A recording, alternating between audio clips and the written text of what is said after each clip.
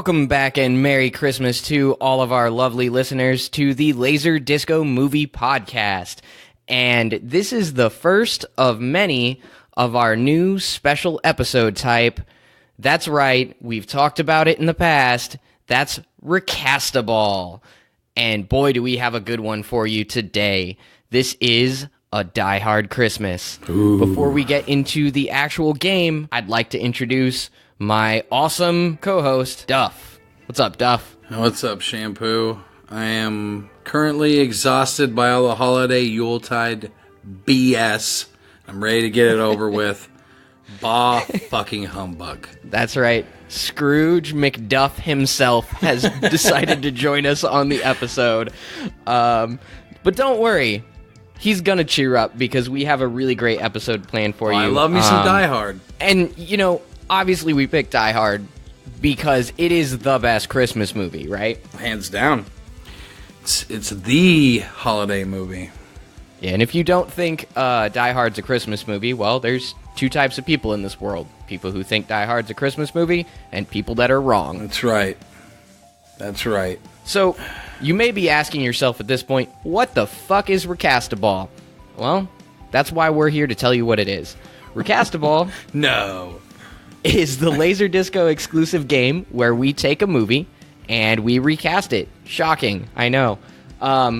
Each episode is going to be shorter than our normal episode. We're going to trim the fat, no more segments or anything. We're just going to jump right into the show. In each episode that we do a Recastaball on, we'll have a varying set of rules. Always a main backbone rule, but the subjects change. Yeah, that's a great point. The main backbone is we're recasting a movie, but the way that we go about doing that's going to be completely different. Right. Whether it's getting different actors or, I don't know, ruining a movie? I think we'll be ruining every movie. That's kind of the point, though, is we're trying to recast a movie as best as we can to where we think it would be a good or successful movie, I guess. Yeah, maybe not as good as the original. We're probably never going to succeed at that, but we're going to try, right? Yeah, absolutely. So the rules of this particular episode is we are taking the original Die Hard and we are recasting it with nothing but characters from Christmas movies. Oh my God. We are the Laser Disco Movie Podcast, and tonight we ruin Die Hard. Yippee-ki-yay, motherfucker. Yeah, I think that's a good jumping off point. So just to further clarify, we're not actually taking actors who have appeared in Christmas movies, but the characters themselves. So much better. Yes. Before the episode, we actually randomized the draft order, and Duff himself won the right to pick first, so he'll get his first choice of which character he wants to recast, and then we're just going to go back and forth. We're going to each pick 3 characters, and that will be the cast of our movie. Yes. This is very exciting. I wonder who I'll take the first pick. Carl Winslow? I love that you're calling him Carl. I also always call him Carl Winslow. And I could watch this movie 100 times, still don't know the goddamn name of the character. It's Carl Winslow. Yeah. For the longest time, I just assumed that Family Matters was actually a spin-off show of Die Hard and not what it was actually spun off of. Oh, yeah, absolutely. He definitely left the city and moved to Chicago. That's right. For a safer life. I'm not sure why. It's not even that much safer living next to Urkel, at least not in the later seasons. Yeah, because he's a sexual predator. All right, so we getting this started? Yep, it's go time. All right, well, I wanted to preface this real quick with, when we're talking holiday movies, we're a lot more accepting. You know, a lot of people are very strict what they consider holiday movies. We are putting most things in that are on holiday movie lists that just movies that take place during Christmas. That's why we're doing Die Hard tonight. And so we've allowed, all sorts of movies in based on that criteria. So I just wanted to preface that first because it does play into my first pick. Well, of course, I am going to start off with John McClane. Okay. And for John McClane, I am going to choose... I'm just going to give you 2 words. I'm Batman. I'm going to go with Batman from... Oh, no! Batman from Batman Returns. What are you? I'm Batman. Because who can kick as much ass as John McClane? Batman. Oh, my God. Hans, you're kind of fucked right now. You're fucked, buddy. Wow. I did not see that coming. Now, refresh my memory. Which Batman was that? Was that Michael Keaton? Yeah, that was Michael Keaton. Yeah. Yeah, that's... Man, that is quite a first pick and a great way to lead off the episode, I think. I never considered Batman Returns a Christmas movie. I never thought about it, but I saw it on a few of these Christmas movie lists online. I'm like, really? All right, I'll go with it. Fuck it. Wow. That's a bold first pick to play our hero. I'm not going to say it's a bad one. I think that's a pretty good pick. I mean, who's going to kick more ass than John McClane, or at least as much ass as John McClane? Well, Yeah, I mean, he's definitely going to kick more ass than who I had as my pick for John McClane. But let's move on to pick number 2. And like you said, the first 2 picks of this were going to be pretty obvious. I am going to take Hans Gruber. I Of can't course. wait for this. The late, great Alan Rickman, R.I.P. Now, my pick can't possibly live up to the awesome reputation that the original Hans had. However, there is no denying how evil this man was, at least once upon a time. That's right, I am taking the Grinch who stole Christmas, Jim Carrey, from 2000's The Grinch, to play Hans Gruber. God damn. God damn! The Grinch? The Grinch. Does the Grinch get a German accent too? You know what? I'm going to say yes. All right. I love it. Although that's a big mismatch for Batman. Yeah, obviously the Grinch is going to win, right? And on that day, Batman's heart grew 3 sizes larger. I was going to say he better grow his heart quick before Batman finds him. Grow that heart, Grinch. Now I have a machine gun. Ho, ho, ho. What would a machine gun be called in Whoville, though? It'd be some other whacked out contraption type name. That's like a rapidy shooter. Something. And with that, 2 picks in, and it's back on to you. All right. Well, I think that every great villain needs a great right-hand man, a great henchman. Hans had his long-haired blonde terrorist henchman. I can't remember his name, but I mean, he was still great, man. He's the one a great right-hand man. Hans had random blonde-haired henchmen. Yeah, but that's what everybody else calls him, the blonde guy, right? Yes, Have you absolutely. ever heard anyone be like, say anything else besides, the long-haired blonde dude? No, that's how I referred to him. I didn't know what his name was until I looked it up. What about is his an hour name? ago. What is his name? It's gonna get real confusing here in a little while because his name is fucking Carl. Carl Winslow? Nope, Carl the blonde terrorist. Coral. Oh my god. So, blonde terrorist, right? So, I am going to go with the other greatest blonde terrorist henchman right-hand man in movie history. I'm going to go with Gary Busey's Mr. Joshua from Lethal Weapon. Goddamn Christmas! You're really stretching the definition of Christmas movie with this one here. Why didn't you go with Gary Busey from Ginger Dead Man? Oh my god, I should have.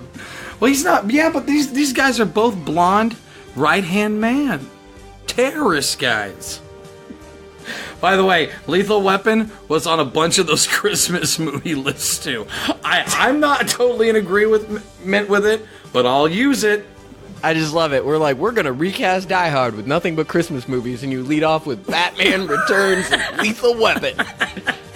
They do take place during Christmas. Yeah, every year my family gathers around the fireplace and we watch the AMC marathon of Lethal Weapon. We do. So what? Don't Wow. judge my family. Okay. That's fine. I'll accept that. You really left it pretty wide open. There's a lot of directions I could go here. But you know what?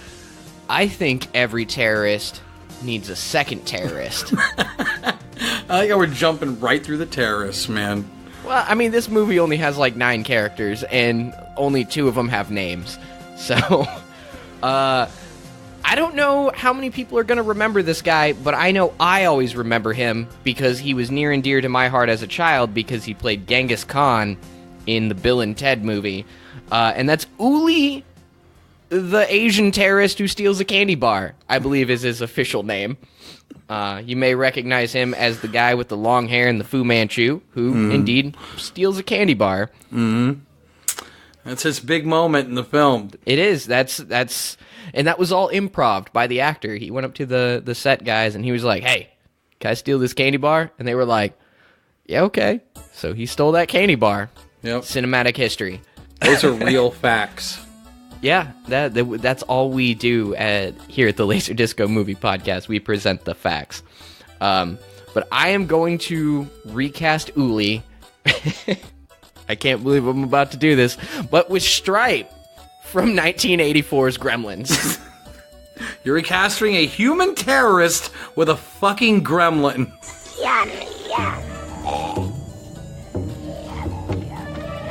Wow. Tell me Stripe would not steal a candy bar. Well, you're literally basing your character pick off the fact that he stole a candy bar. Yep. And you're giving me shit because of my movie choices, but that's the biggest reach in fucking history. Hey man, at least Gremlins is a Christmas hey man, they both movie. stole candy bars. It's a perfect casting choice. I mean, they're evil. They steal candy bars. They got great hair. Really? I mean, sure. One's a human, one's a gremlin. At least it's not vegetable gremlin. That's true. Everybody hates vegetable gremlin. The scariest gremlin of them all. Of all of them. Hands down. What's his motivations? Oh, dear Lord. We're burning through this list. We're already on our final round. I think that so far, we're trying to make a great movie. So far, I'm not confident. I'm not very confident in what we're doing. We got great villains. We got some great villains and a great. And well, you know what we do? We have some great villains and a great hero. Yeah, I guess it's what we do. We don't from here have on the out. hero we want, but we have the hero that we deserve. That's right. So yeah, I mean, I could see Batman running around, fighting terrorists and a fucking gremlin. Oh, and by the way, a terrorist, a gremlin, and the Grinch. The Grinch. The Grinch is running shit right now. All. Yeah. So is Spike is the Grinch gonna tie the antler on top of Stripe's head? Like he does the dog in the movie, and he's gonna pull the sleigh and all that. No, I feel like he's gonna tie the antler to Gary Busey's head because that's his right hand man. Oh my god! You called it, man. That's true. Gary Busey, I want the to antler see Gary dog, Busey pull a sleigh while also being a terrorist. I'm not entirely sure that hasn't happened. The thing that always sticks out to me about Mr. Joshua, Gary Busey's character, is one scene in the whole damn movie where the guy's like, "You want to see how loyalty is? Mr. Joshua, roll up your sleeve." And the dude flicks a lighter and holds the flame up to Mr. Joshua's arm for like 30 straight seconds and burns the shit out of him. Yeah, Gary Busey did all of his own stunts for that scene. I'm sure he did. It was probably his idea, like, yeah, just burn me. Just burn me. Don't stop. I like to burn. That scene took 30 takes, and they never once put the lighter out. That's right, not once. All right, moving on, huh? Well, last round, I'm going to I'm going to ruin all of this. We've set up like a pretty decent action adventure story. I'm about to blow that all up. So, I'm sorry. So, I'm going to recast Al Powell, aka Carl Winslow, which is, everyone knows that in the movie who that is. The great Reginald Val Johnson. Mm-hmm. Right? I know like a few things that you might expect me to use, but this is Bruce Willis's kind of right-hand man in the movie, even though he's never in his physical presence really. But I think more than anything, he's kind of the lovable, like goofy character in a way throughout the movie in points. It's Carl Winslow.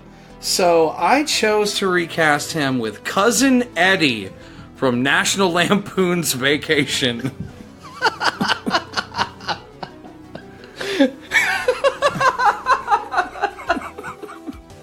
Randy Quaid. Randy Quaid. That's right. Randy Quaid, baby. Merry Christmas! Dinner was full! Oh my god, that is so much better than who I was gonna pick. Could you imagine Cousin Eddie trying to calm McClane down over a walkie-talkie? Especially McClane as played by Batman. He would only enrage him more. Yeah, I'm pretty sure he would actually encourage him to kill everyone. He'd just be like, go get him, bats! One of the best lines in Vacation is, shitter was full. Who doesn't love Cousin Eddie, though? That is a tremendous pick. That is a really good pick. Honestly, I kind of wish I would have thought of Cousin Eddie for Uli the terrorist. That would have been a good one. But Cousin Eddie has a good heart. That's right, he's good-hearted at his core. He's a piece of shit, but he's a good-hearted dude. Alright, so here we are, the final pick of our 6. And I think every good hero needs a strong woman in his corner. I would agree 100% on that. So, I'm going to go ahead and take Holly Gennaro McClane. Well, of course. Obviously. John's wife. And I am going to recast her as Mrs. Claus from Rudolph the Red-Nosed Reindeer. The puppet? Yes, the claymation Mrs. Claus. Wow. She's a strong woman who always stands by her man. Yeah, that's all she does in the movie. She's just there. Much like Mrs. Claus from Rudolph the Red-Nosed Reindeer. Her character doesn't really get developed that much in the movie. That's true. Also, I feel like the relationship itself between Batman and Mrs. Claus would be kind of there'd be a lot of tension on that relationship. They probably wouldn't last long, and I think much like the original... Let's not put a lovemaking scene in this movie, that's all I'm saying. Let's not do that. Just saying, I feel like Batman and Mrs. Claus would be heading down the path to divorce, much like the McClanes. I think so, yeah. Yeah, that's, man, that's a movie. I think it would be a good movie. No, I don't know about that. I tried to, I think if we made this movie in 15 years, James Franco would remake it and get nominated for an Oscar. Most likely, yeah. Yeah. Yeah. Okay, so let's do a quick rundown, and I'll list out who I would have taken, and we can see what kind of movie this could have been if the picks would have been a little bit differently. Okay. So for John McClane, I was gonna take Kevin McAllister, played by Macaulay Culkin from Home Alone. Instead of blowing things up and shooting people, we would have had elaborate traps all over the skyscraper. Yeah, and if you think about it, if Home Alone would have been a rated R movie, it would have been over in 10 minutes, because Everyone first time he would have dropped a paint bucket on one of the wet bandits' head, and they would have just died of a brain contusion 5 minutes in. There's a great YouTube video out there where it's real doctors explain the injuries from Home Alone and what they would have actually been like. Horrifying. Yeah, most of them are Horrifying. fatal. Marv falls off a fucking tree. Yeah. So Hans, I actually had, I had 2 names here. I hadn't decided, but it was a cross. It was a tie between the abominable snowman from Rudolph and Scut Farkus from A Christmas Story. I hadn't decided yet. Oh my god. I'm glad that you also had a claymation character on your list. That makes me feel a lot better. Did you have anyone for the blonde-haired terrorist? I actually did. Because much like you, I considered him the right-hand man of Hans Gruber. I had Blake from Santa with Muscles from 1996, but you probably better know him as Hollywood Hulk Hogan. Hulk Hogan. What mostly you gonna do, McClane? Mostly it was the hair. Oh, yeah. Except the Carl actually has hair on the top of his dome. Hogan just has it on the sides and in the back.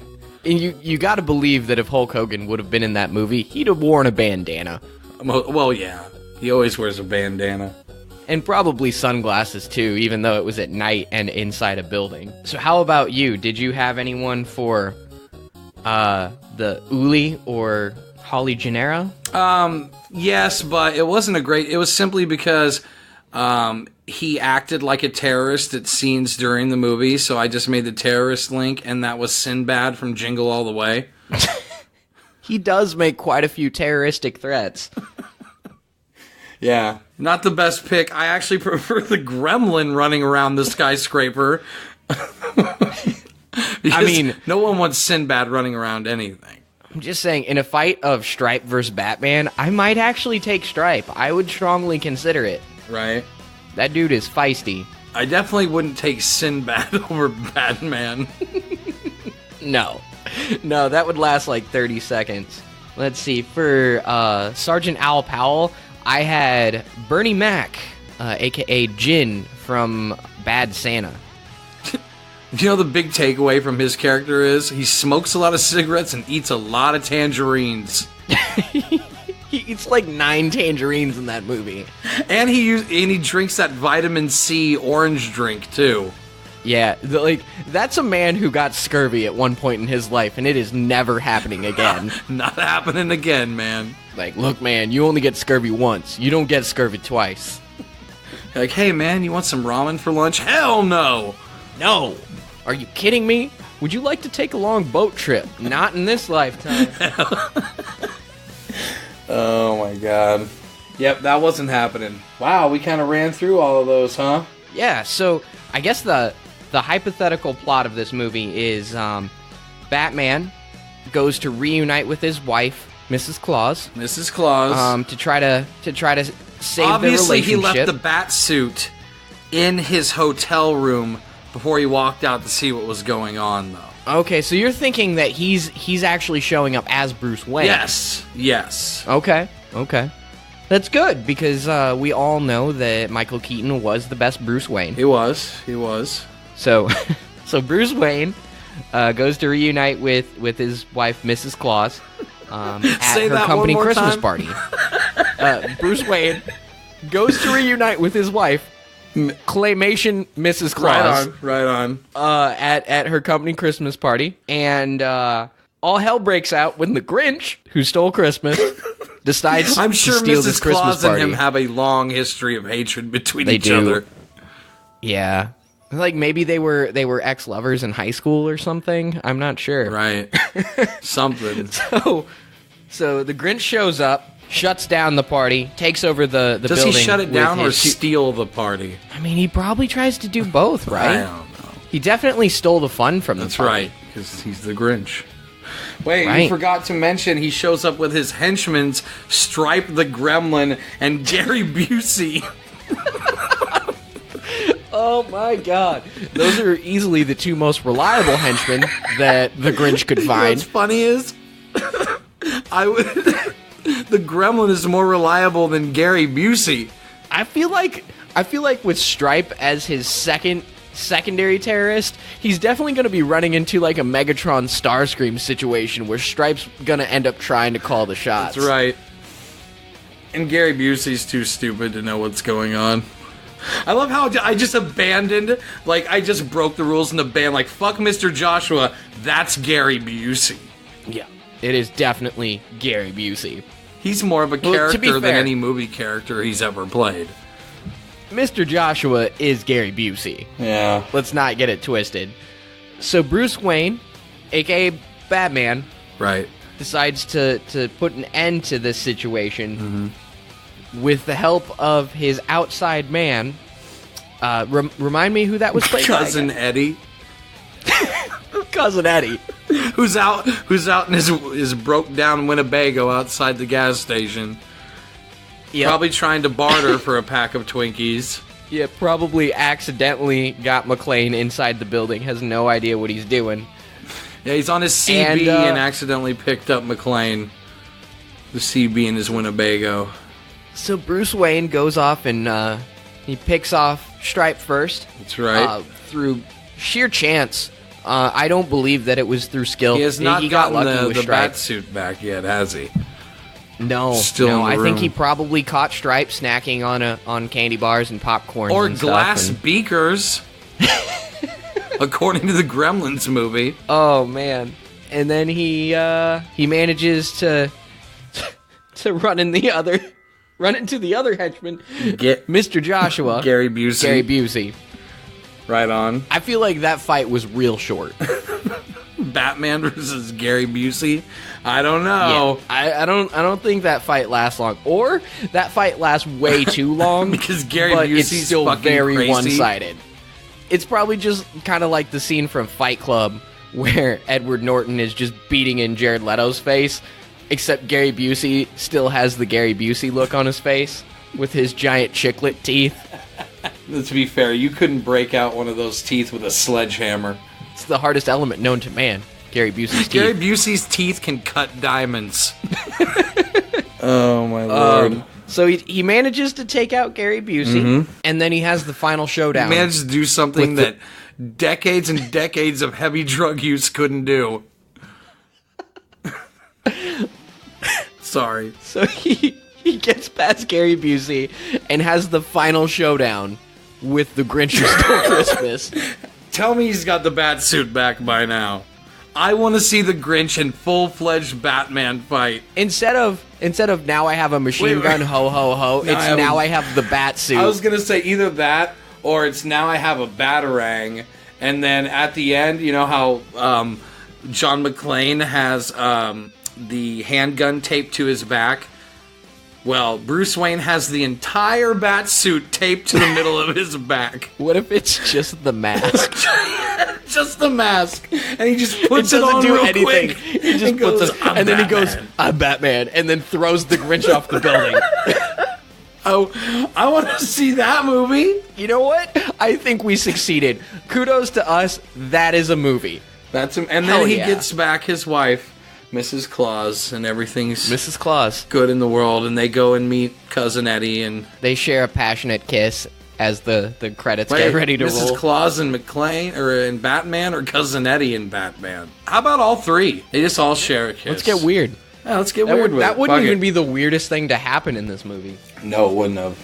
I think we did a pretty good job recasting this movie, but you know what? It's up to you guys to tell us how we did. So we're going to put up a poll, go in and vote.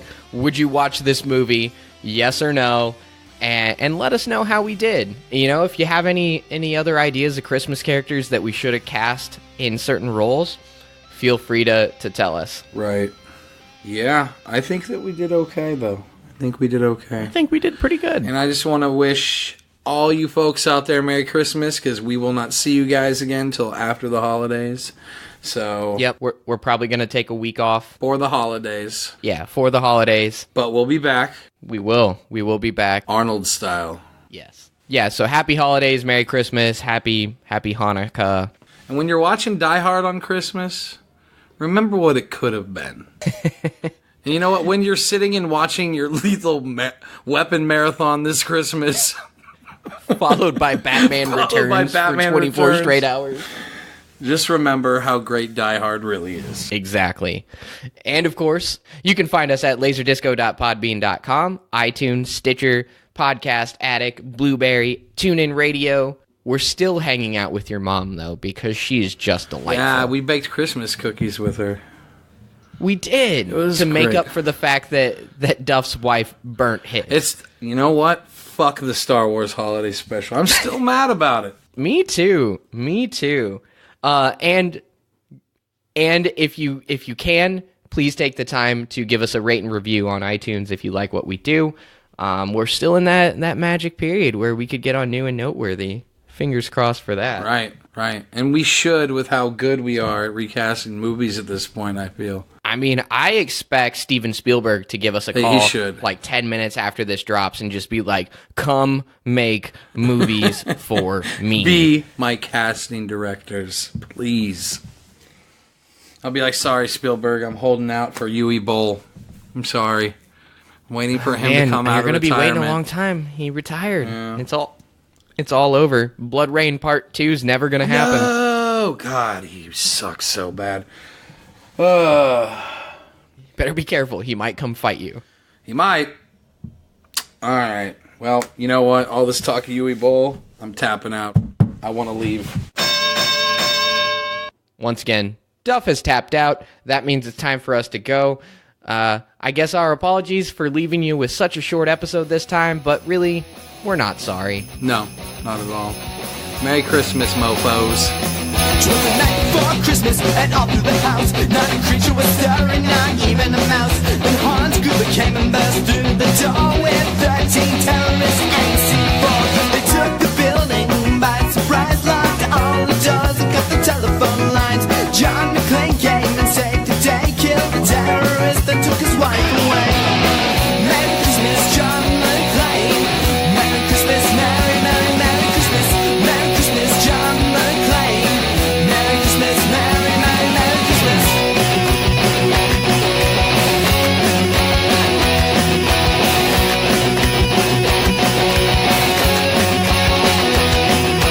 At the airport on Christmas Eve, John waits for his wife, and then he sees two suspicious guys. Follows them, kills one, and then the fun begins.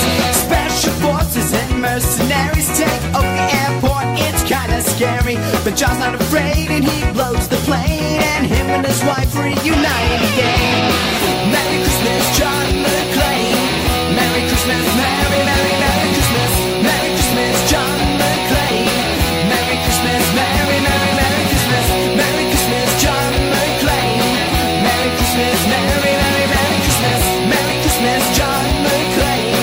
Merry Christmas, Merry, Merry, Merry Christmas. And once again, it's a year